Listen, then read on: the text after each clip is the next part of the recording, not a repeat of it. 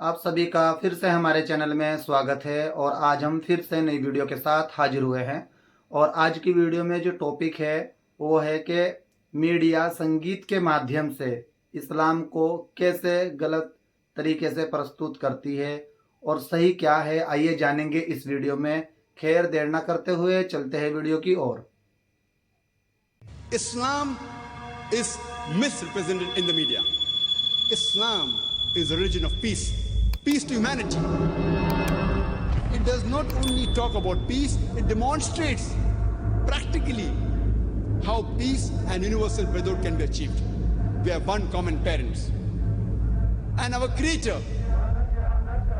Allah subhanahu wa ta'ala, Almighty God, is one and the same, one and the same, one and the same.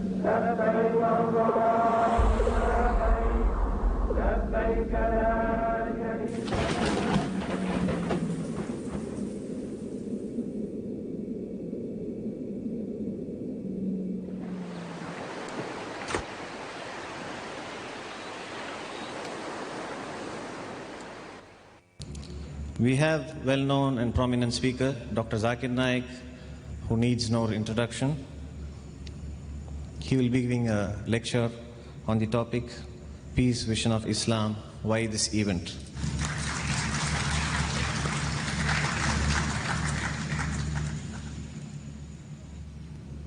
Alhamdulillah, wassalatu wassalam, ala rasulillah, wa ala alihi ashabi ajmain, amma ba'd. A'udhu billahi minash shaitanir rajim, bismillahir rahmanir rahim. Wa qul ja'al haqq wa zaqal batil, innal batila kana zahuqa. Inna ad-dina indallahil islam. Rabbi shrah li sadri, wa yassir li amri, wahlul 'uqdatam min lisani yafqahu qawli. My dear Brother Yasir Fasaga, Brother Zakir Ahmed, Brother Jeffrey, my respected elders, and my dear brothers and sisters, I welcome all of you with the Islamic greetings. Assalamu alaikum wa rahmatullahi wa barakatuh. May peace, mercy and blessings of Allah subhanahu wa ta'ala, of Almighty God, be on all of you. I have been given the present task of the inaugural speech and talk about why this event, Peace, a vision of Islam. Today we find that on the international media, whether it be the international satellite channels, the international newspapers, the international magazines, the radio broadcast stations, there is virulent propaganda about Islam. Islam is misrepresented in the media. The main objective of this exhibition, Peace, a Vision of Islam, is to present the correct picture of Islam, to remove the misconception from the minds of the human beings. And I started my talk by quoting a verse of the glorious Quran from Surah Isra, chapter number 17, verse number 81, which says, وَقُلْ جَاءَ الْحَقُّ وَزَاقَ الْبَاطِلِ إِنَّ الْبَاطِلَ كَانَ زَهُوقًا. When truth is hurled against falsehood, falsehood perishes. For falsehood is by its nature bound to perish. Islam comes from the root word salam, which means peace. It is also derived from the word silm, which means to submit your will to Allah subhanahu wa ta'ala, that is Almighty God. So in short, Islam means peace acquired by submitting your will to Almighty God. And anyone who acquires peace by submitting his will to Almighty God, in Arabic he is called as a Muslim. The misconceptions in the media, especially after the 11th of September 2001, has reached epidemic levels. And we find that this religion of peace, that is Islam, has been labeled as a religion of terrorism. The main objective of this conference is to present the correct picture of Islam. As you might have read the brochure, There are various pavilions. There are various events.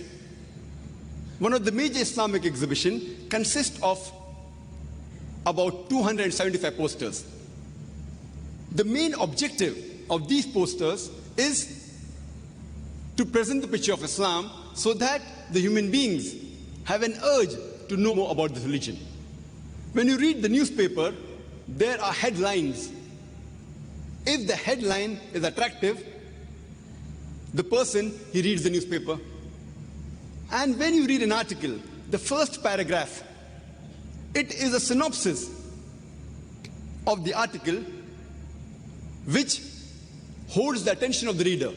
If the first paragraph is not attractive, the reader stops reading further. So the first paragraph should be attractive so that the reader is compelled to read the article further. So these posters mainly, the objective is to serve as headlines or the first paragraph. The details are mentioned in the various books which are also exhibited in the exhibition. For example, one of the posters that mentions today's gospel truths. Number 1, Muslims are terrorists. Number 2, a four-sided triangle. Number 3, the earth is flat. Number 4, 2 plus 2 is equal to 5. These are the gospel truths today. We know that how can a triangle have 4 sides? Four-sided triangle, it's opposite. Similarly, Muslims are terrorists. Muslim is a person who acquires peace by submitting his will to Almighty God. So how can he be a terrorist? These are opposite.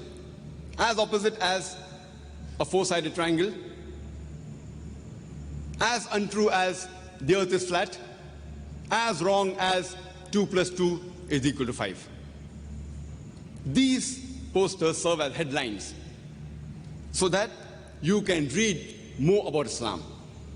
There are various sections. One of the sections in these posters is of women in Islam, the women's rights in Islam.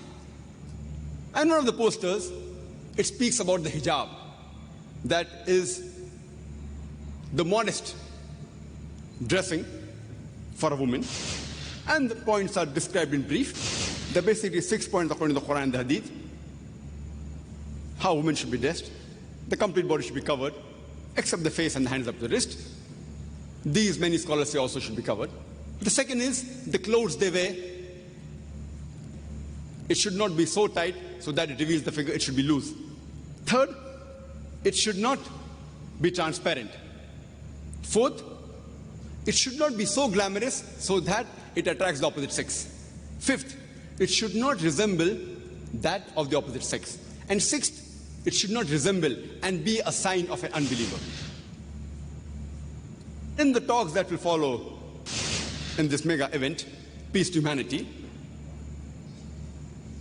there will be many international speakers coming, even speakers locally, who will be giving talks on these aspects, and how to convince regarding the modesty, the hijab, dress code of a woman. Just by giving an example, suppose there are 2 twin sisters. Both of them are very beautiful, equally beautiful.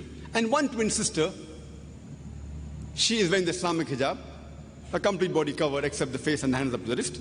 And the other twin sister, she is wearing the Western clothes, the mini skirt or shorts.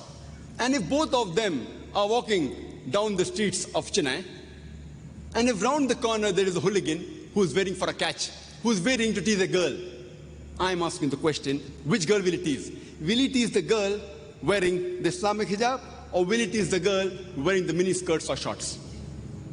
But natural, he will tease the girl wearing the mini skirts or shorts. As Allah rightly says in Surah Ahzab, chapter number 33, verse number 59, that, O Prophet, tell your wives and your daughters and the believing women that when they go abroad, they should put on the cloak so that they shall be recognized and it will prevent them from being molested. These posters that are exhibited, about 275 in number, they act as headlines. Many of them, they contain verses of the Quran. And besides the English translation, it also contains the translation of the regional languages. There are models, about 25 models, which present the true picture of Islam. For example, one model is of a Quran, and the verse mentioned below is the verse of the Quran of Surah Baqarah, chapter number 2, verse number 208, which says, Ya ayyuhallazina amanu udkhulu fis silmi kaffa. Oh, you believe, enter into Islam wholeheartedly. Because if you want to enter into Islam, enter wholeheartedly, not just partly. And the Quran has got various commandments. And if a person only follows a few commandments, it is not appropriate. And the model shows that the Quran has got several strings and one rope where all the strings are joined together. As Allah says in the Quran in Surah Al-Imran, chapter number 3, verse number 103, وَأَتَصِمُوا بِحَبْلِ اللَّهِ جَمِيعًا وَلَا تَفَرَّقُوا. Hold the rope of Allah strongly and be not divided. We have to hold all together the rope of Allah subhanahu wa ta'ala and enter into Islam wholeheartedly. If you only follow one aspect of Islam, saying that, okay, I will give charity, but I will not pray, I will not perform the pilgrimage, the Hajj, it's part of Islam. Or the other person may say that I will perform the Hajj, but I will not give charity. Allah says in the Quran, Almighty God says that you have to follow completely. So if you hold the rope, the complete rope, all the commandments, then only will you get the true peace in this world and in the hereafter. We believe that we should not convey the message of peace only to the elders or to the adults. We should see to it that we introduce the message of peace right from the childhood.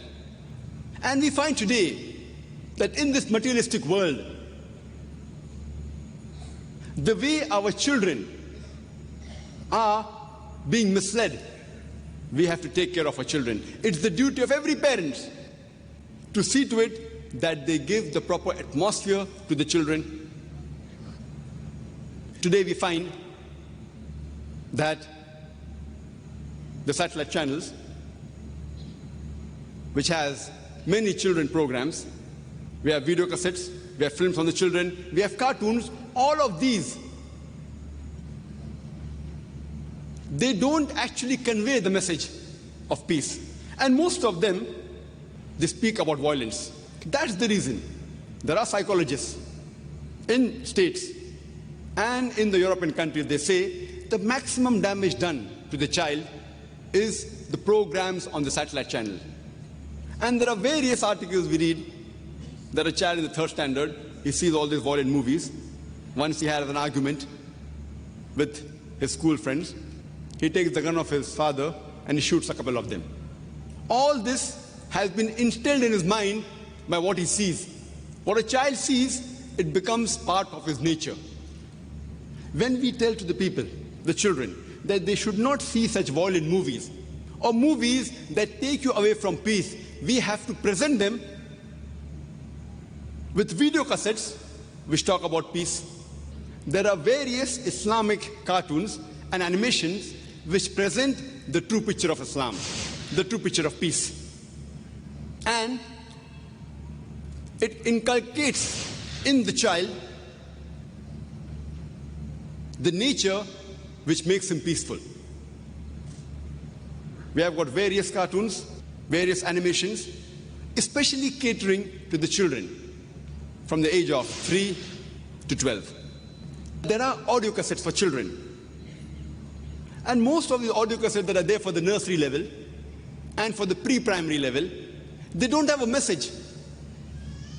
For example, I remember in school we had learned the poem, Baba, black sheep, have you any wool? Yes sir, 3 bags full, one for my master, one for my dame, and one for my person who lay down the rail. Then we had Jack and Jill went up the hill to fetch a pail of water. Fine, these have a certain message, they teach you new words. But you find, while you're being taught new English words, we find that the basic message in Jack and Jill is talking about a friend, a boyfriend, a girlfriend going to a hill, or Baba Black Sheep talking about a dame. In that a child gets programmed that fine, it's good to be with girls. Girl and boy can be together and they can enjoy, have friends. In fact, our children should get the proper message of peace. There are audio cassettes, Islamic audio cassettes, songs such as various songs collected from different parts of the world, from states, from UK, from Singapore, from Malaysia. It speaks, for example, I am very strong, I am very strong, I love Allah, He is my best friend. Anyway, my voice is not good. I hope Brother Yusuf Islam was here. He would have given a better demonstration. So these poems and Islamic songs, I am very strong, I love Allah, He is my best friend. So all these, besides a child learning new words, he comes closer to his creator Allah subhanahu wa ta'ala.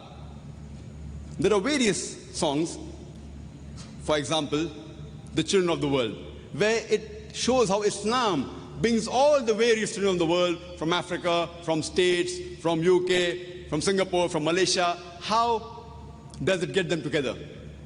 There are songs which speak about animals. They are Muslims too. So let's watch what we do. Let's do what we can for the creatures of Islam. Here the child is learning that the animals, they are also Muslims. They are creatures of Allah subhanahu wa ta'ala. We have to love them. We have to respect them. We should not hurt them, irrespective whether they are big or small, whether they are short or tall. So these songs, besides a child, his vocabulary increasing, he comes closer to the message of peace. I remember when I was a kid in the late 70s and the early 80s, how a child, wants to learn a computer. So we have a toy computer and you press a button, and my friend, I remember he had a computer. You press a button and the song comes. Beat It, whatever it was of Michael Jackson of that time, or Funky Town. Here there are computers for children. The moment you press button number 1, you hear the voice of Imam Sudesh. Alhamdulillah, Rabbil Alameen, Ar-Rahman Ar-Rahim, Maliki Yawmiddin. Anyway, I'm not a Qari. So here a child, besides getting entertained, he is coming closer to his creator, closer to the message of peace. Today we have in the world various games which are meant to entertain the child. Islam is for entertainment, but the entertainment should be halal. It should be positive. It should not be negative. We have today, in the society, we have games like Lotto or lottery.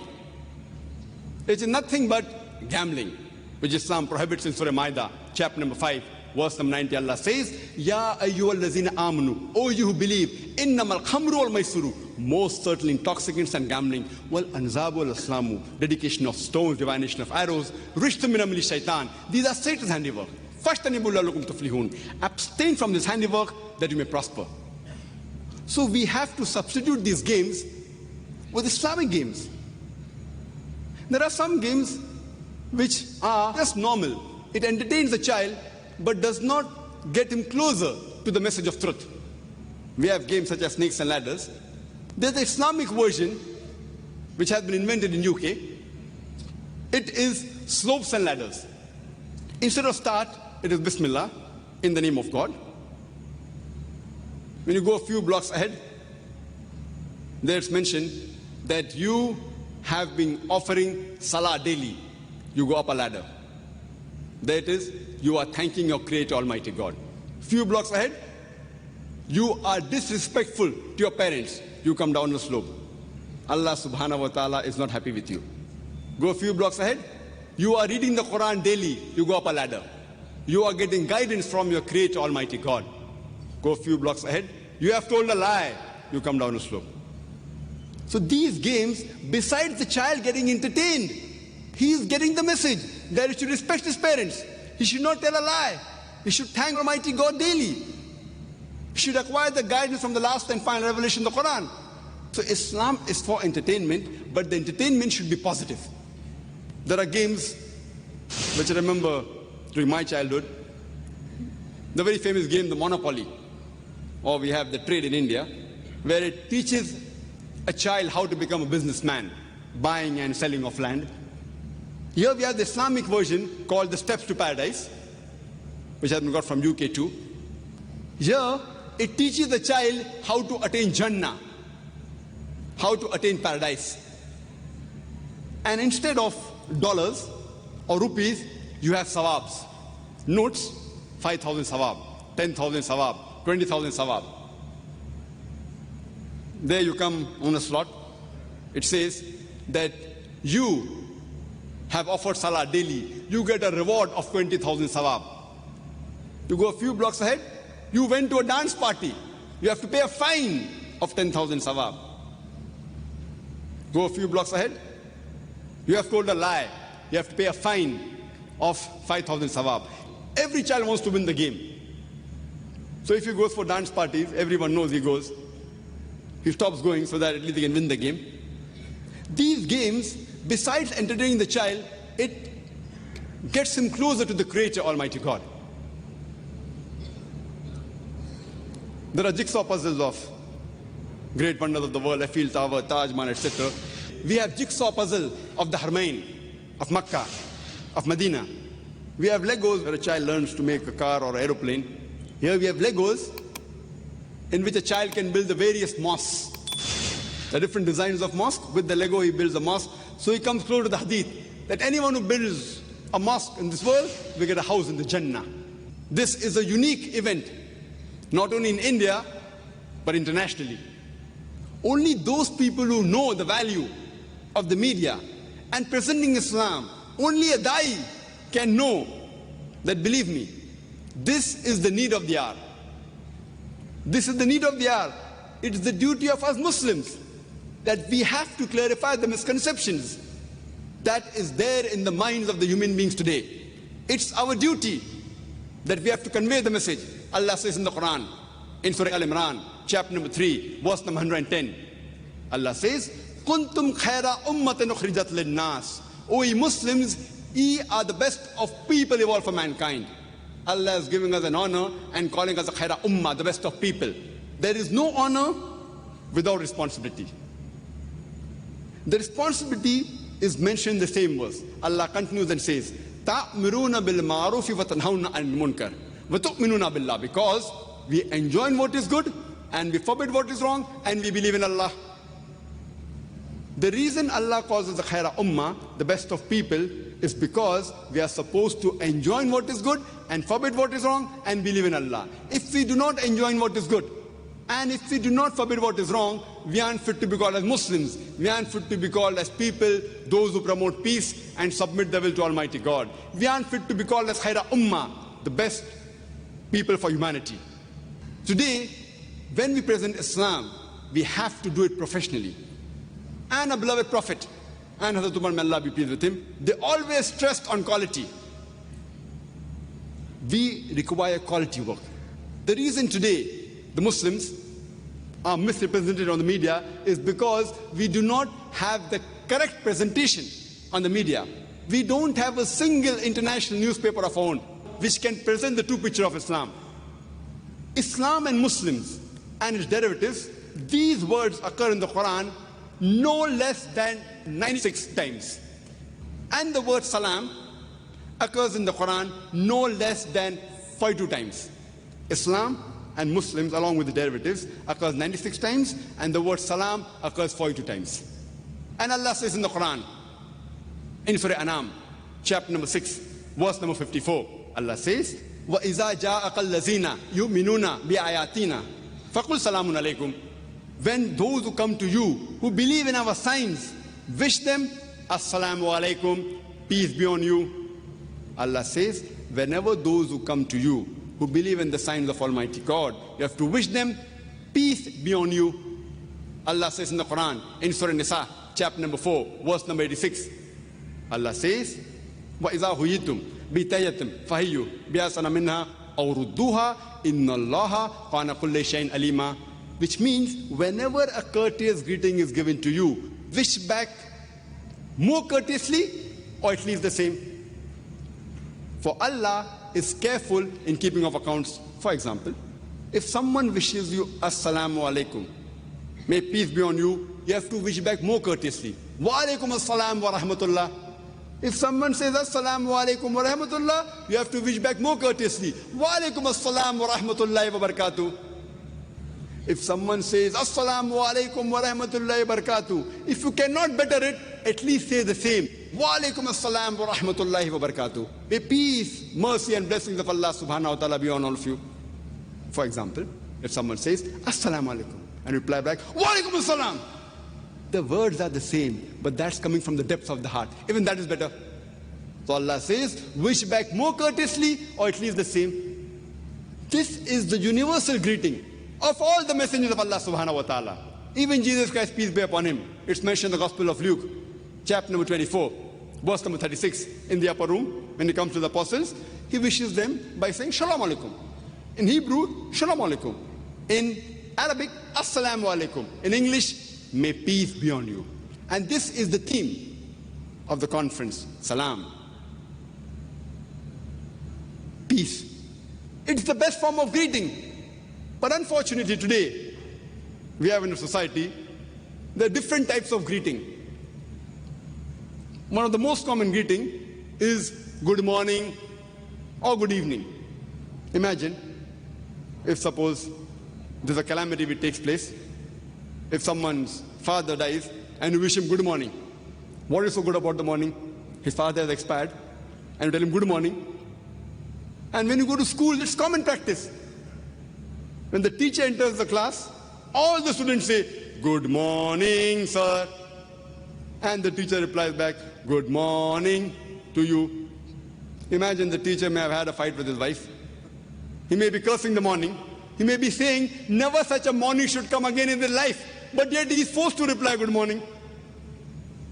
The best and the most universal greeting is Assalamu alaikum, or peace be on you. Irrespective whether a person's father expires, irrespective whether a person has a fight with his wife, irrespective whether it's raining cats and dogs, irrespective whether it's a happy moment or a sad moment. The best greeting you can give is Assalamu alaikum, peace be on you.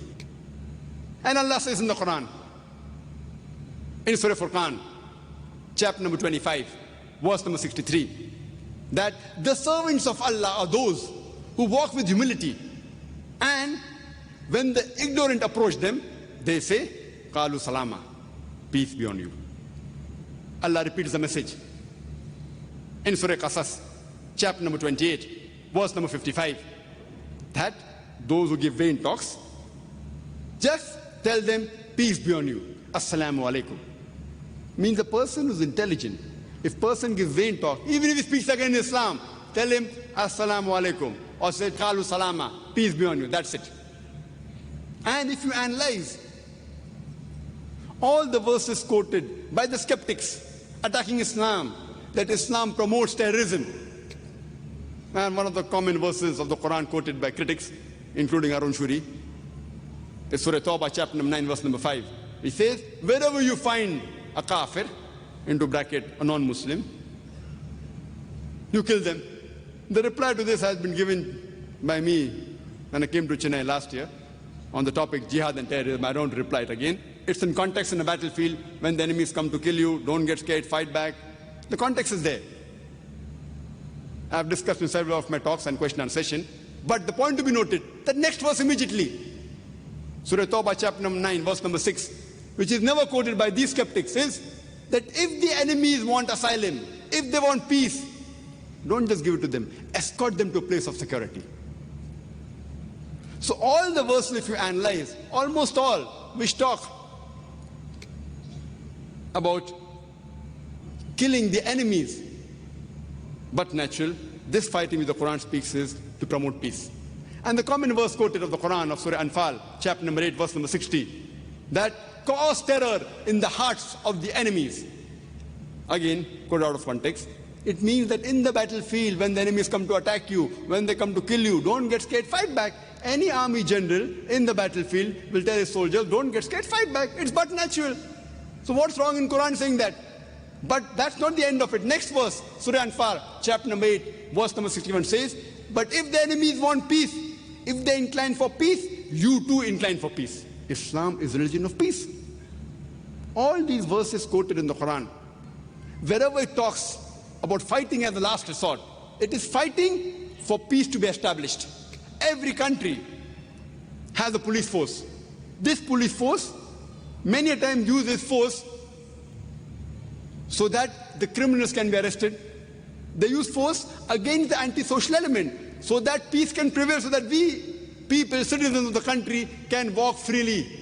So these police sometimes use this force so that peace will prevail in the country. Similarly, Islam and Quran talks that force can be used as a last resort only to let peace prevail. If this is why the skeptics say that Quran promotes terrorism, they fail to realize that such terrorism is even promoted by the Bible. In the Old Testament, in the book of Exodus, in the book of Numbers, Jesus Christ, peace be upon him, he too promoted this terrorism.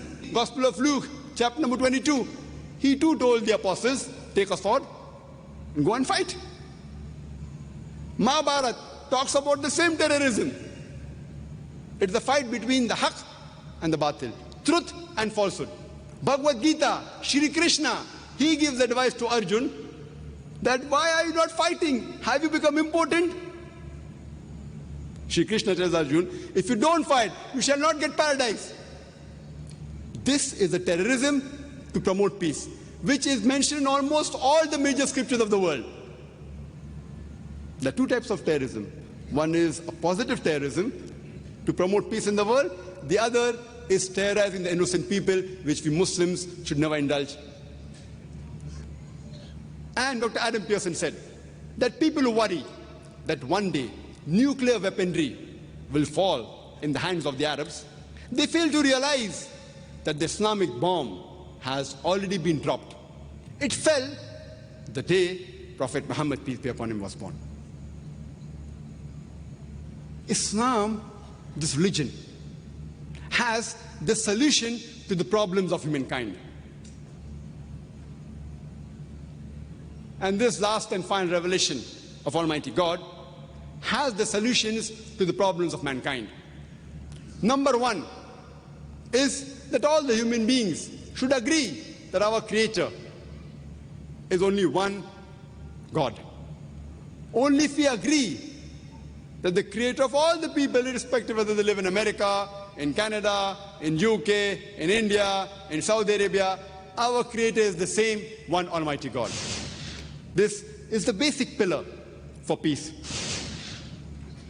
Quran says in Surah Ma'idah, chapter number 5, verse number 32, that if anyone kills any human being, unless it be for murder or spreading mischief in the land, it is as though he has killed the whole of humanity. And if anyone saves any human being, it is as though he has saved the whole of humanity. Quran says, anyone, whether Muslim or non-Muslim, kills any other human being, whether Muslim or non-Muslim, unless it be for murder or for spreading mischief in the land, for spreading corruption, it is as though he has killed the whole of humanity.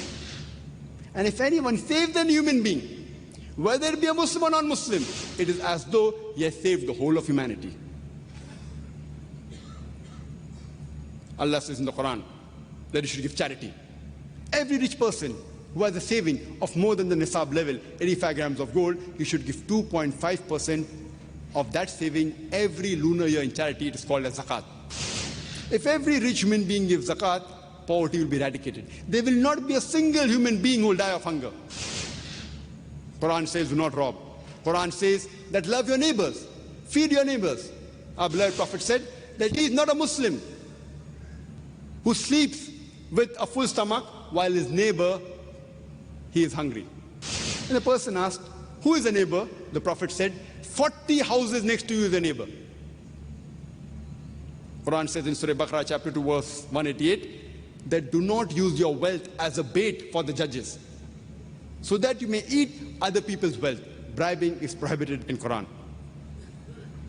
Allah says in the Quran in Surah Isra chapter number 17 verse number 26 and 27 that do not be a spendthrift. Do not do israf. For verily a person who is a spendthrift is the brother of the devil. Allah says in the Quran, which were recited by the Qari, in Surah Hujurat, chapter number 49, verse number 11 and 12, that do not backbite. Do not call each other with offensive nicknames. Do not spy on one another. Do not be suspicious, because many a time suspicion is a sin. And further it continues, the Qari recited, Surah Hujurat chapter 49 verse number 13, where Allah says, Ya ayyuhan nasu inna khalaqnakum min zakrin wa unsa wa ja'alnakum shu'uban wa qaba'ila lita'arafu inna akramakum indallahi atqakum inna Allaha alimun kabir, which means, O humankind, we have created you from a single pair of male and female, and have divided you into nations and tribes, so that you shall recognize each other, not that you shall despise each other. And the most honored in the sight of Almighty God is the person who has taqwa. The criteria for judgment in the sight of Almighty God, it's not wealth, it's not sex, it's not color, it's not caste, but it is taqwa, it is God consciousness, it is righteousness, it is piety. The only way that all the human beings can come under one banner is that we have one common parents. And our Creator, Allah subhanahu wa ta'ala, Almighty God, is one and the same. Islam is a religion of peace, peace to humanity. It does not only talk about peace, it demonstrates practically how peace and universal brotherhood can be achieved. And one of the pillars of Islam is Salah. I say Salah is the programming towards righteousness. It's the best way. How a doctor tells you that for a healthy body, you require minimum 3 meals. Similarly, for a peaceful soul, you require minimum 5 times prayer. And our beloved Prophet Muhammad Sallallahu Alaihi Wasallam said, it's mentioned in Sahih Bukhari, volume number 1, in the book of Adhan, chapter number 75, hadith number 692. The Prophet said, before starting Salah, that straighten your rows, stand shoulder to shoulder and ankle to ankle. It's mentioned in the hadith book of Sunnah Abu Dawud, volume number 1, in the book of Salah, chapter number 245, hadith number 666. Our beloved Prophet Muhammad Sallallahu Alaihi Wasallam, before offering Salah, he turned around and said that straighten your rows, stand shoulder to shoulder and ankle to ankle, and do not leave any gaps for the Satan. Close in your gaps so that the Satan doesn't come in. Here the Prophet, he was talking about the Satan of caste, of color, of creed. That when we stand for Salah, we stand shoulder to shoulder, irrespective whether rich or poor, black or white, yellow or brown, king or pauper. When you stand for Salah, when you stand for prayers, we stand shoulder to shoulder. We practically demonstrate minimum 5 times a day universal brotherhood and how peace can be obtained. And the best example of international universal brotherhood and peace is the 5th pillar of Islam, that is Hajj.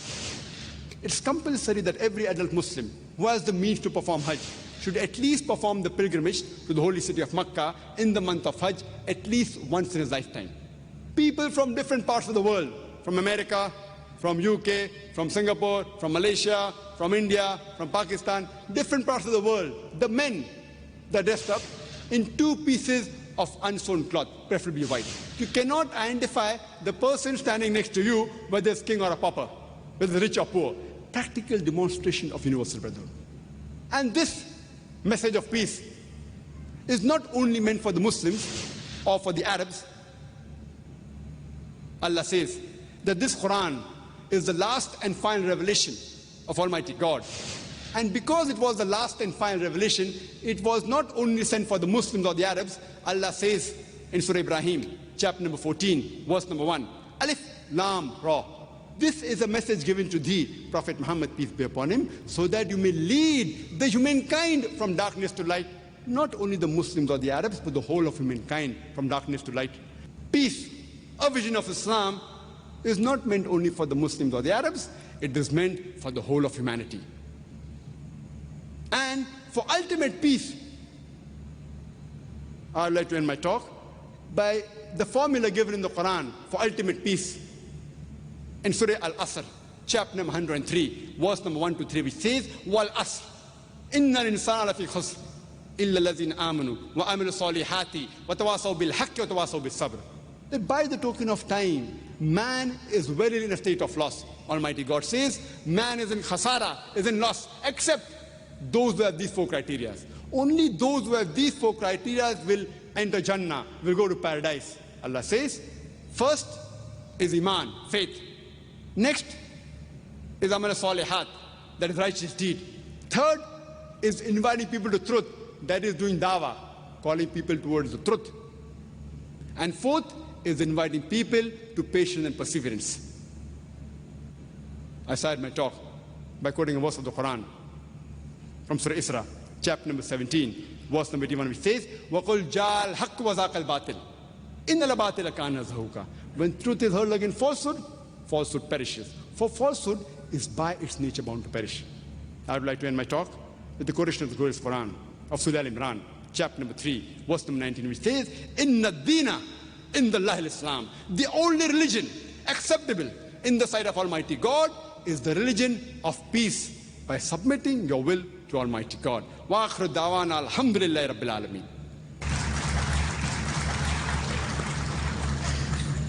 Jazakallah khair. Now we go on to the next part of the agenda, which is the question and answer session. Yes, sister. Assalamu alaikum warahmatullah. My question is to Dr. Zakir Naik. In the beginning of your talk, you said about the criteria of hijab. The very first point is clothing must cover the entire body, and it doesn't consist of the face and the hand till the wrist can or cannot be covered. Please clarify. Sister asked a question that when I mentioned the criteria for hijab, and I always do in my talk the 6 criteria, and I mentioned that the first criteria is for the woman, the complete body should be covered except the face and the hands up to the wrist. Many scholars say this should be covered. That's what I say in my talk. Now the question she's asking me that which is right, should the entire body be covered or the face and hands can be seen? This is a question which has troubled many scholars and sages, and we as Muslim sister should follow Quran and the Sunnah. There is not a single verse in the complete Quran, nor is there a single hadith, a sahih hadith, in any of the hadith of the Prophet which says that the face should be covered. I am aware that the many scholars have written books that face should be covered. The many scholars have written that the face can be open. So in the criteria of the extent for the woman, according to my study, the complete body should be covered except the face and the hands up to the wrist. And this has even been told by Sheikh Nasruddin Albani. Even he writes in his book of Fatwa and gives various sahih hadith which shows that at the time of the Prophet, there were lady companions of the Prophet, Sahabiyas, who had the face uncovered. There are several hadith. For example, Hazrat Bilal, may Allah be pleased with him, when there was a collection and there was a lady who took out jewelry, and it was said that she was a black lady. There's another hadith when the companions say that if you want to see a woman who has been promised paradise, look at that woman. How could you recognize the woman unless you had seen her face? And if you see my answer I've given in the Islamic voice, there are various sahih hadith which show that at the time of the Prophet, there were lady companions who did show their faces. And this is also mentioned by Sheikh Nasruddin Albani, but I'm also aware that the other great scholars, like Sheikh bin Baz and Sheikh Utaymi, who say that the face should be covered. But any authentic scholars, any Salaf scholars, what they say, that any lady who covers the face should not rebuke at those ladies who don't cover their face.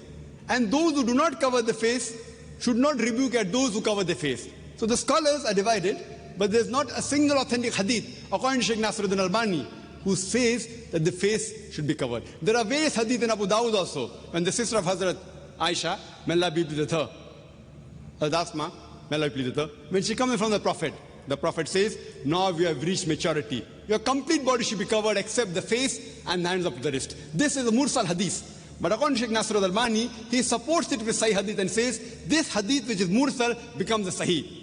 So he gives various sahih hadith which say that if a woman wants to expose the face, she can. So covering the face is not a fard. It is mustahab.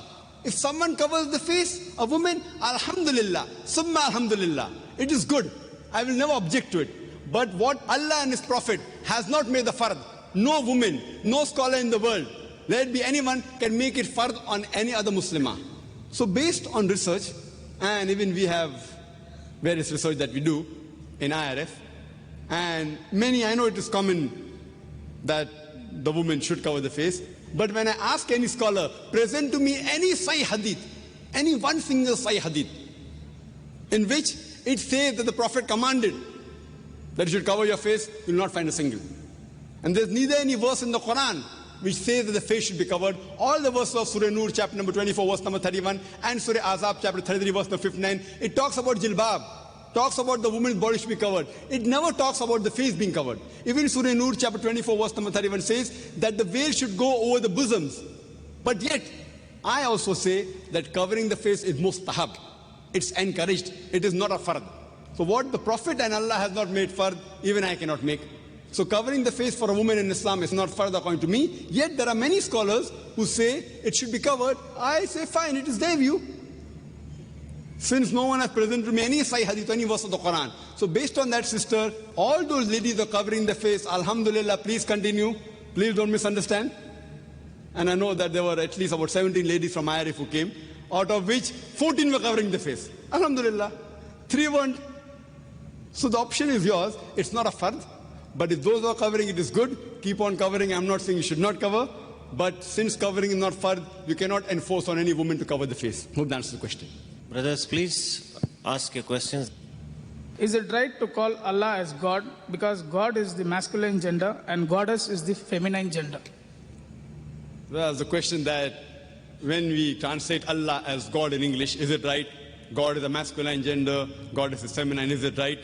I do agree with you, brother, that God is not the appropriate translation of the Arabic word Allah.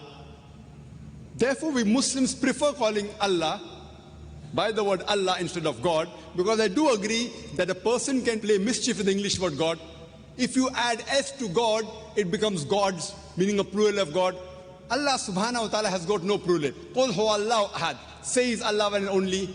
If you add DESS to God, it becomes goddess. That means there's a male God and a female God. Allah subhanahu wa ta'ala has got no gender. He's neither feminine, he's neither masculine. He's unique. If you add father to God, it becomes Godfather. He's my Godfather. There's nothing like Allah Abba or Allah Father in Islam. If you add mother to God, it becomes Godmother. There's nothing like Allah Ammi or Allah Mother in Islam. Allah is a unique word. Therefore, we prefer calling Allah with the Arabic word Allah instead of the English word God. But when certain Muslims, when they're speaking with non-Muslims who may not understand the concept of Allah subhanahu wa ta'ala, and if they use the word God for Allah, like how I have done, because many people out here are non-Muslims, they may not understand the concept of Allah. So if we translate Allah as God for the convenience of those who don't know the true concept of Allah, there's no problem. But God, I do agree with you, is not the correct translation of the Arabic word Allah. Hope that answers the question. One more question from the sisters. Sisters, please, there are sisters waiting. Assalamu alaikum. I would like to ask you, if a woman has such a pivotal role in Islam, why is that she's prevented from interacting men? And today is extremely competitive world. I mean, how without interacting with men, writing for competitive exams and appearing for such, you can stop yourself from growing? The sister asked the question, today is a world of competition. Without women interacting, how can they compete in this world, etc.? Sister, Islam is a religion which has uplifted the woman, and Muhammad sallallahu alaihi wasallam is the major benefactor. There's not a single rule in Islam which prevents the upliftment of the woman. But in the name of upliftment, Islam does not believe in degrading women. If you see history, sister, history of Babylon, history of Greek, history of Egypt civilization, women were only used for sex and pleasure. And today, if you see the Western world, the Western society, talking of uplifting the woman, have actually degraded her to a status of mistresses, of concubine, of society butterflies, which are mere tools in the hands of pleasure seekers and sex marketers. Today, the Western society, talking about women's liberalization, it is nothing but a disguised form of exploitation of a body, of degradation of an honor, and deprivation of a soul. Sister, Islam never wants to prevent the woman from upliftment. But I don't know of a single job or a single competition in which a woman does not interact with men and she cannot advance. All the jobs which involve unnecessary interaction of the men aren't jobs which are fit for the woman to be done. There's not a single modest job which I know which prevents the woman about the modesty role. If there's a job, any job, which prevents you from doing the hijab not only of the body, not only of the clothes, the way you talk, the way you behave, the way you think, all this comes under hijab. This hijab which I spoke earlier about the hijab that the sister asked me. That's one part of hijab, that is the cloth. There are hadith in which the wives of the Prophet, they did cover their face. But everything what the Prophet did is not farz for us. Similarly for the wives of the Prophet, because the Ummul Mu'mineen, they were mothers of the believers. For them was a different degree. So they did cover their face, but it's not farz for all the women. So here if we analyze, sister, the hijab, besides hijab of the clothes, there's hijab where a person talks, the way a person behaves. And these people, when they talk about equality, when the Western world talks about equality, I ask them that when men and women are equal, so why don't you have a boxing match between the men and women together? Why? They're equal. Even they agree that they're not equal. When you have a 100-meter sprint, why do the women run differently? Why do the men run differently? Why? Are they degrading the women? Yes or no? So you realize that these people, they have their own way of thinking. Allah subhanahu wa ta'ala has made the man and woman different. Physiologically they're different, biologically they're different, psychologically different. Depending upon their roles what they have been given, Allah subhanahu wa ta'ala has given the do's and don'ts for these people. Not that a man and woman cannot interact. Unnecessary interaction is to be avoided. And believe me, sister, a woman can take part. We have examples, and if you hear my talk on women's rights in Islam, sister, there are various examples. Now in the Western world, when they sit for examination, men and women sit together. So there they consider them equal. But when they run a 100 meters dash or have a boxing match, they don't consider them equal. When the Western world can differentiate that here they can take part together, here they cannot take part, why can't our Creator Allah subhanahu wa ta'ala, who knows the best? So unnecessary interaction, sister, I call it the khutwatu shaitan. Allah says in the Quran, in Surah Baqarah, chapter number 2, verse number 168, Allah says, Ya ayyuhallazina amanu, oh you believe, do not follow the footsteps of the devil. See, most of the places Allah says, do not follow the footsteps of the devil. Do not follow the devil is right. That's only a couple of times. Majority of the time Allah says, do not follow the footsteps of the devil. And I give an example, sister. One example of footsteps of the devil is that suppose there is an average Muslim. If a lady comes to him and says, let's spend the night together. He says, spend the night, haram, not allowed. He will say no. The same Muslim, who's the average Muslim, if a lady phones, speaking to a girl on the phone, what's the problem? So he speaks to the girl on the phone. After a few calls, he said, let's have maybe tea in McDonald's or Kentucky Fried Chicken, I don't know whether they're in Madras or not, or let's go to fast food joint. Going with a girl to fast food joint, no problem. After some time, she says, let's have dinner in a restaurant. Dinner with a girl in a restaurant, no problem. Then she said, let's spend the night together. Spend the night together, no problem. These are khutwatu shaitan. It's not mentioned in the Quran. I'm giving my own example. Khutwatu shaitan. So therefore, stop it at the first level itself. When it's a requirement, when you have to speak to the man, when requirement in emergency, etc., yes, you can do with lowering your gaze. Suppose you're a lady and you get sick and there's a gen doctor, very well, you can go to the gen doctor. That doesn't mean you cannot speak to the gen doctor. When required, but with lowering your gaze, with modesty, but unnecessary gossiping what they have in colleges. In colleges, they gossip, very common, not only in the Western world. In Western world, according to the statistics of USA, more than 90% of the women, before they pass school, they have lost their virginity. Do you know that? Same in UK. Even in Bombay, I was shocked. More than 50% of the girls, before they pass the school, they lose their virginity. I was shocked. Why? Common having girlfriend, boyfriend, you go, it's common. If you don't have a girlfriend, then you're considered to be abnormal. So the thing is, sister, these are khutwatu shaitan, and we want to uplift the women. And these people, in the name of trying to uplift the women, art and culture, no problem. They want to sell their daughters and their mothers on the screen. And someone told me, one of the ads which won an award, the BMW ad, somebody told me, the BMW ad, it's a car which is very famous. For the youngsters, like how Mercedes, Merc, is a very famous car. For the youngsters, it's a BMW. There's a very famous ad, someone told me, there's a girl standing on a bikini in front of the car, and it says, test drive her now. Who, the girl or the car? What are they doing? They're selling our daughters. They are selling their sisters. We Muslims, we don't want that. In the name of upliftment, we don't want to sell our daughters, don't want to sell our sisters. We respect them, we love them, and we revere them. This is the reason, sister, this does not degrade the woman, it uplifts the woman. Hope that answers the question. My name is Abdul Quddus. I got one small question. Rasul Sallallahu Alaihi Wasallam, in many hadiths, he has said there is a punishment in the khabars for the dead bodies, punishment in the khabar. But how about people who are not buried in the khabar? What type of punishment they get and how do they get it? Where do they get it? Assalamu alaikum. The brother posed the question that the hadith is there of Prophet Muhammad Sallallahu Alaihi Wasallam, that in the qabr there is azab is there, reward is there, punishment is there. This is known as barzakh. Barzakh means the interim life. After a person dies and before he is resurrected, it's a barzakh, an interim life. So if those who are not buried, what about them? See, when the Prophet said in the qabr means after a person dies and before he is resurrected. If a person drowns and dies there, yet he's dead. If a person is burnt alive in a fire, or there are various other religions who burn, even in this case, before the person is resurrected, after he's dead, before he's resurrected, if Allah wants to give him punishment, he'll get the punishment. If Allah wants to reward, he will reward him. That doesn't mean that he has to be physically present underground that this thing can take place. That will yet take place. And final recompense will be on the day of judgment. Allah says in the Quran, in Surah Al-Imran, chapter number 3, verse number 185, Allah says, Kullu nafsin zaiqatul maut. Every soul shall have a taste of death. But the final recompense will be on the day of judgment. So when you lead this life is the test for the hereafter, according to Surah Mulk, chapter number 67, verse number 2. But you may get part punishment here, you may not get. You may get part reward here, you may not get.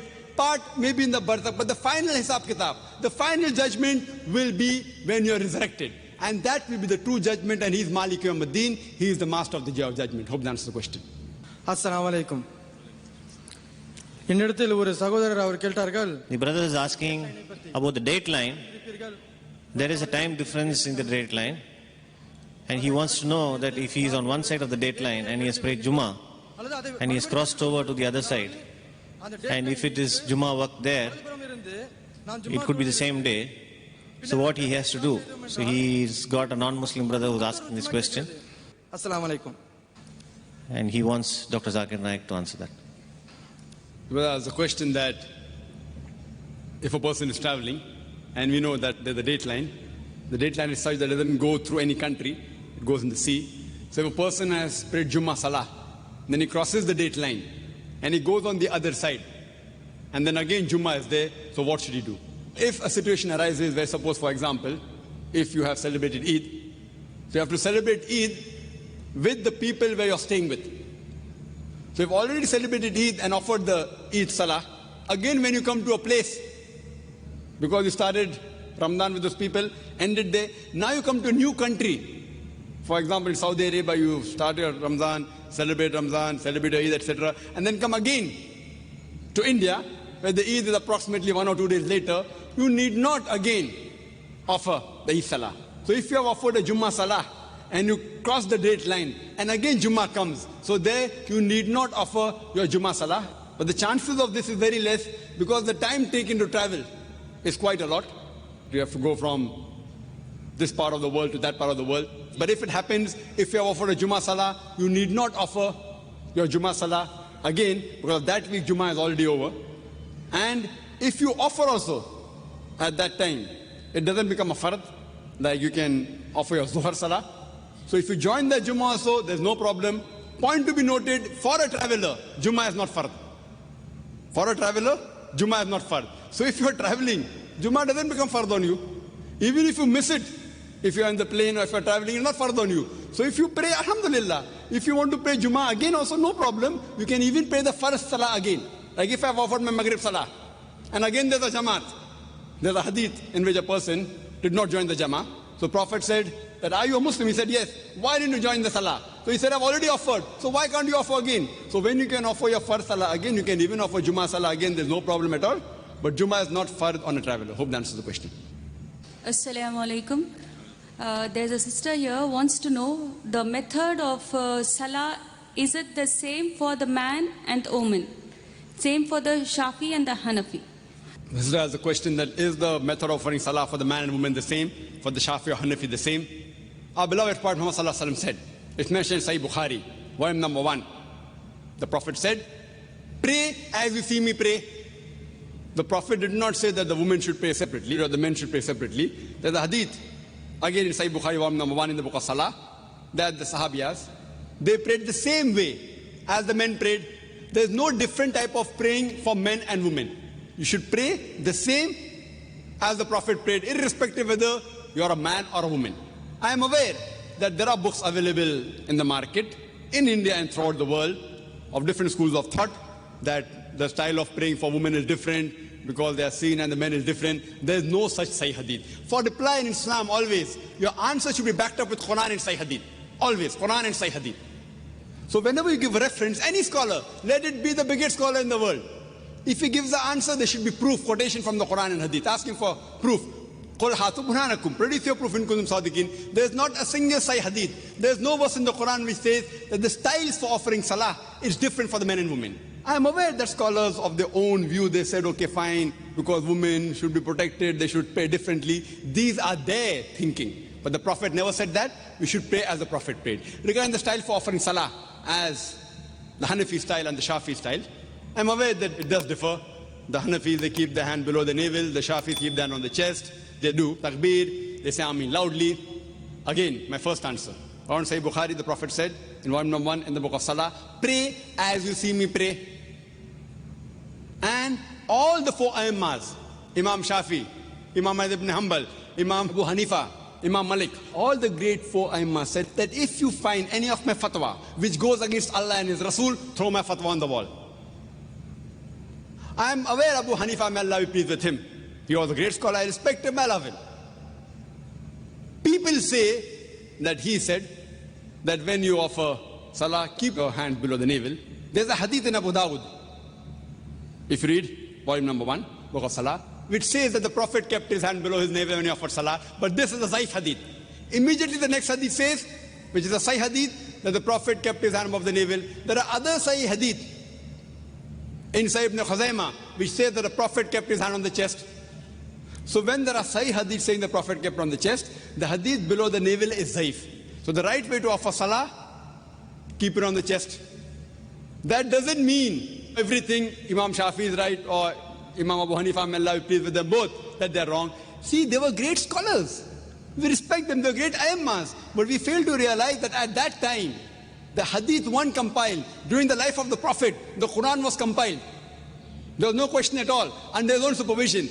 But the hadith one compiled, they started being compiled later on, 50 years, 100 years, 150 years later on. So these scholars came earlier. And because they didn't have all the Sahih hadith with them, the fatwas that they gave were based on the knowledge that they had. I don't think that Abu Hanifa, may Allah be pleased, made a mistake. What he did, because that Sahih hadith didn't reach him. So maybe according to me, the Zaif hadith reached him and he may have said, keep your hand below the navel. The Sahih hadith may have reached Imam Shafi. He said that keep your hand on the chest. Again, Sahih Bukhari says, volume number 1 in the book of Adhan, that you have to Rafatain. So Rafatain, the Prophet said, not because Imam Shafi is saying I'm following it, because my Prophet said it. Now in wudu, there's a verse in the Quran in Surah Ma'idah, chapter number 5, that it says that when the woman touches, the wudu breaks. The Arabic word is masa, coming from namasa, which means touch. According to Imam Shafi, may Allah be pleased with him, he says that if the woman touches, the wudu breaks. Imam Abu Hanifa said, if the woman touches a man who's in wudu, wudu does not break. Now the Arabic verse of the Quran says, la masa, if the woman touches, wudu breaks. But there are two meanings of masa. One is a sexual touch and the other is a physical touch. So Imam Shafi, may Allah be pleased with him, he took it as a physical touch. Imam Abu Hanifa, he took it as sexual touch. So both had a difference of opinion. But when you go to Sunnah Abu Dawud, volume number 1, in the hadith of Aisha, may Allah be pleased with her, the Prophet was in wudu, he kissed her. And the Prophet, without doing wudu again, went for salah. There's another hadith in Sahih Bukhari, in the book of Salah, volume number 1. The Hazrat Aisha was sleeping, Prophet put the leg on her for salah. So this proves that physical touch does not break the wudu. So here, Abu Hanifa, may Allah be pleased with him, is right. And Imam Shafi, not that he made a mistake willfully, that hadith didn't reach him. So all were great scholars, and all the Aimma said that if you find any of my fatwa which goes against Allah and His Rasul, then throw my fatwa on the wall. So I say that I am a Pakka Hanafi. Dr. Zakir Naik is a Pakka Hanafi. Why? Abu Hanifa maybe gave the fatwa, keep the hand below the navel while offering salah, but the Sahih hadith says keep on the chest. So I, while offering salah, I keep off my chest. I am a Pakka Hanafi. Imam Shafi said, if you find any of my fatwa which goes against Allah and Rasul, throw my fatwa on the wall. So Imam Shafi said that if the woman touches the man in wudu, wudu breaks. But Sahih Hadith says wudu does not break. So my wudu does not break if a woman unintentionally touches me. So because I've thrown the fatwa of Imam Shafi on the wall, he said that I'm a Pakka Shafi. I'm a Pakka Hanafi, I'm a Pakka Shafi, I'm Pakka Hanbali, I'm also Pakka Maliki. Pakka means staunch. I follow 100%. Other people follow 80%, 90%, or 60% of Abu Hanifa. I follow total. All the great four Aimma said, if you find any of my fatwa which goes against Allah and Rasul, throw my fatwa on the wall. All these scholars, the great scholars, we have to respect them. But you have to realize that the hadith weren't compiled. Today, everything on your fingertips, on the CD-ROM, in the books available. So now the scholars are there, and out of lack of information. For example, there's my brother, who's a doctor, and Copernicus. Copernicus was a great scientist, but my brother has more knowledge than Copernicus on science, even more than Einstein. But Einstein was more brilliant, because today's science is advanced. That doesn't mean my brother is more genius than Albert Einstein. Albert Einstein is a much bigger genius than my brother. But now brother, because hundreds of years have passed, he has more information about science. So information he has more. But a bigger genius is Albert Einstein. Isaac Newton is Copernicus. But today, because science is advanced, we have the information with us. So those scholars were great genius. We love them, we respect them. But today the information has been compiled, so we have to realize, as Allah says in the Quran, in Surah Al-Imran, chapter number 3, verse number 103, وَاتَصِمُوا بِحَبْلِ اللَّهِ جَمِيعًا وَلَا تَفَرَّقُوا. Hold the rope of Allah strongly and be not divided. We should not divide ourselves into all sects. So the only way of offering salah is not Hanafi style or Shafi style or Maliki style. It is the style of the Prophet. And Imam Abu Hanifa, may Allah be pleased with him, Imam Shafi, may Allah be pleased with him, they told, if you find anything of my fatwa which goes against Allah and Rasul, throw my fatwa on the wall. So if you're a Pakka Hanafi, you have to offer as the Sahih Hadith says. If you're a Pakka Shafi, offer as what the Sahih Hadith says. Then you'll be following the true Islam. Hope that answers the question, sister. Brothers, please ask your questions relevant to the topic. Sir, my name is Kumar Swami Hariharan. My question is to Zakir Naik, sir. One of my friend purchased the Quran and came to my room. I was so interested and just I went to have a look of it. Immediately he told me that this is the holy book.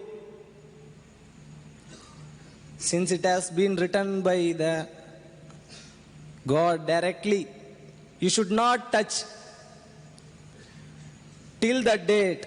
Whenever I am moving to his house, till now I am not touching it.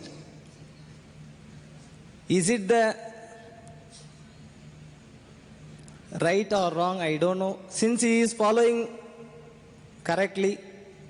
And one more question, sir. And another friend, this time, is moving to his house for celebrating the Ramjan. He told, "Hello Hariharan, I am moving."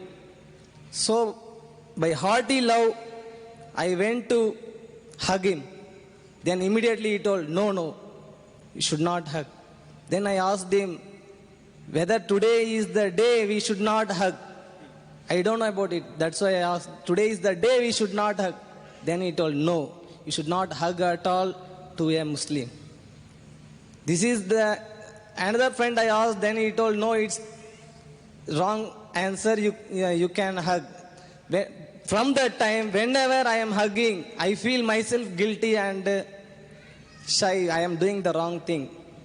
Please clarify my doubts, sir. The brother has asked two very important questions, two great misconceptions. The first question of his was that one of his friends said when he went to touch the Quran, no, you cannot touch the Quran. This is the word of Almighty God. Is it true that non-Muslims can't touch the Quran? There is a misconception, as this conference is not only for the non-Muslims, as it was said, it's even for the Muslims. There's a misconception amongst the Muslims that a non-Muslims cannot touch the Quran. And this misconception is based on one verse of the Quran, of Surah Waqia, chapter number 56, verse number 77 to 80, which says that this Quran has been revealed by Allah subhanahu wa ta'ala, and none shall touch except those who are pure. Now, based on this verse of the Quran, many non-Muslims, they assume that the Muslims are pure, non-Muslims are impure, they cannot touch it. This you should know, the Nuzul-e-Quran, when was this verse revealed? This verse of the Quran was revealed when many non-Muslims objected and said that Prophet Muhammad sallallahu alaihi wasallam knows billah, he gets this revelation from the Satans. So then this verse was revealed that none shall touch except those who are pure, talking about the Quran of Lawh Mahfuz. If you read Tafsir Ibn Kathir, it gives the clarification that this is talking about Lawh Mahfuz, the Quran which is there in the seventh heaven, none shall touch except the angels. The Arabic word there, mutaharin, mentioned refers to the angels, not only pure in body, but those who are sinless. So that Quran which is in Lawh Mahfuz, none shall touch except the angels. So if a Satan wants to pick up these parts of the Quran, he cannot come close to it. It doesn't refer to mere tahara which we talk about wudu. If this verse really means none shall touch except those in wudu, any non-Muslim can purchase a Quran for 150 rupees and touch it, and the Quran will be proved wrong. So this verse doesn't talk about the wudu, it talks about the Lawh Mahfuz, which none shall touch, no human being can also touch, except the angels. And I always encourage that the best book you can give, the best message, is the message of Allah subhanahu wa ta'ala. My speech is useless. What human being can explain better than Allah subhanahu wa ta'ala creator? We have to share the message of the Quran. And there are some people who say, Brother Zakir, okay, fine, give only the translation, not the Arabic. I said, fine, okay, that also, you want to give at least. But I prefer giving along with the Arabic. Why? Because in the translation, they can make a mistake. If the mistake is there, it can be attributed to Allah subhanahu wa ta'ala wrongly and falsely. For example, some of the Urdu translations say, of Surah Luqman, chapter 31, verse 34, that no one besides Allah knows what is the sex of the child in the mother's womb. If a non-Muslim who has medical knowledge, today with ultrasonography, we can easily come to know what is the sex of the child. I, being a doctor, I know that. The translation is wrong. Nowhere does Allah use the word sex. What Allah says, no one will know what is in the womb of the mother, talking about the nature of the child, whether the child will be good or bad, whether it will be bane for society or boon for society, whether it will go to Jannah or Jahannam, hell or paradise. No one knows. All the scientists with the best equipment, they cannot predict this. So the translation is a mistake. So if we give the Arabic text, anyone who knows Arabic can testify that the translator has made a mistake, not Allah subhanahu wa ta'ala. I personally prefer giving along with the Arabic text. And if Allah subhanahu wa ta'ala holds me responsible, I'll be in good company. You know why? Because the beloved Prophet Muhammad sallallahu alaihi wasallam, when he gave the message to the non-Muslim kings, he dictated ayahs of the Quran to the Sahabas. And one of such of the letters is already present in Koptaki Museum in Turkey. And there Muhammad sallallahu alaihi wasallam, he had dictated the verse of the Quran of Surah Al-Imran, chapter number 3, verse number 64, which says, Kul, Ya Ahlal Kitab, say, O people of the book, Ta'alaw ila kalmatin sawa'in bainana bainakum, come to common terms as between us and you. Which is the first term? Allah na'budu illallah, that we worship none but Allah. Wala nushrika bihi shay'an, that we associate no partners with him. Wala yattakhiza ba'duna ba'dan arbaban min dunillah, that we erect not among ourselves lords and patrons other than Allah. Fa'in tawallaw, if then they turn back. Faqulu shadu, say bear witness. Bi anna muslimun, that we are Muslims bowing our will to Allah subhanahu wa ta'ala. Prophet Muhammad sallallahu alaihi wasallam dictated letters containing verses of the Quran which were given to non-Muslims. Many non-Muslims, you know, some of them accepted Islam, alhamdulillah. Some tore the letter. Some even trampled it beneath their feet. Prophet Muhammad sallallahu alaihi wasallam gives verses of the Quran to a non-Muslim. He tramples it beneath his feet. So, brother, there's no problem at all. You being a non-Muslim, you can read the Quran. We Muslims, we sit like cobras on the Quran. It is not our property. It is everyone's property. It is Allah subhanahu wa ta'ala has revealed. You can very well read the translation. Thank you. Read the translation. If you think something is worth accepting, accept it. If you have any queries, you can ask the person who has knowledge on the Quran. You can touch it. There's no problem at all. If anyone says that, why can't Muslim touch? You ask him for proof. There's no verse in the Quran or no hadith which says that you cannot touch. Now coming to your second question, that can a non-Muslim embrace a Muslim? Or can a Muslim embrace a non-Muslim? Brother, alhamdulillah, there's no problem at all. Our beloved Prophet Muhammad sallallahu alaihi wasallam, he embraced many non-Muslims. Our Sahabas, irrespective whether black or white, rich or poor, yellow or brown, king or pauper, there's no problem, alhamdulillah. This is good. It shows universal brotherhood. There's no problem at all, brother. Embracing, you can very well embrace, a Muslim can embrace a non-Muslim can embrace a Muslim. There's no verse in the Quran hadith which says that Muslim and non-Muslim can't embrace. This is a misconception. Your Muslim friend, he does not have proper knowledge of Islam. That's why I might have told you out of ignorance. But in Islam, you can very well embrace. There's no problem. Thank you very much, sir. Brother Hariharan, please come to the stage. Dr. Zakir Naik will present him a translation of the Quran.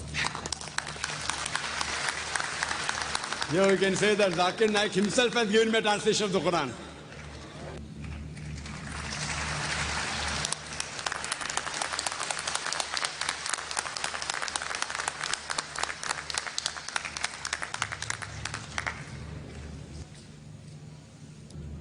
Brother, please identify yourself. I am N.S. Kade from Bangalore, Karnataka. I pray peace. I love Muslims and the preachers. But in country like India, multi-religious country, we all live together and go for a peace and for the brotherhood. But according to the current conditions, what is your message for brotherhood? It is my request to Dr. Zakir. Can you introduce yourself, please? Your name, please, brother. I am N.S. Kade from Bangalore, Karnataka, social worker. Actually, he is MLA from Karnataka. Brother, we love you too. We love you too. Well, as a question that's in this place of turmoil, etc., what's my message about brotherhood? And I did say in my talk, brother, I did give a few points that Islam means peace to humanity. It is a religion of universal brotherhood. That we believe that all human beings are brothers. In Islam, all human beings are brothers. Irrespective of the black or white, rich or poor, whether born in a Hindu family or Christian family, we are brothers in humanity. And Muslims are brothers in faith. But all the human beings are brothers. And for this brotherhood, as I mentioned in my talk, brother, the only way, the best formula that all human beings can come together under one umbrella is to realize that our Creator, our Lord, our Almighty God is one. And this is the message not only given in the Quran, it is given in all the major scriptures of the world. If you read the Hindu scriptures, it's mentioned in Bhagavad Gita, chapter number 7, verse number 20. It says, all those whose intelligence has been stolen by material desires, they worship demigods. It's mentioned in the Chandogya Upanishad, chapter number 6, section number 2, verse number 1. It says, Ekam Evidityam. It's a Sanskrit quotation which means God is only one without a second. It's mentioned in the Shvetashvatara Upanishad, chapter number 6, verse number 9. It says, Nacha Sechasij Janita Nakadipa. Of him there are no parents. He has got no Lord. Almighty God has got no mother. He has got no father. He has got no superior.